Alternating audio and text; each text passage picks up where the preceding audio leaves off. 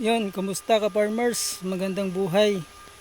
So ang gagawin ko ngayon, di muna ako mag-araro kasi umulan na naman kagabi. So maputik, hindi kakayanin ni Super Araro. Kaya ang gagawin ko ngayon, gagawan ko ng flatbed yung natapos ko kahapon. Ayan o.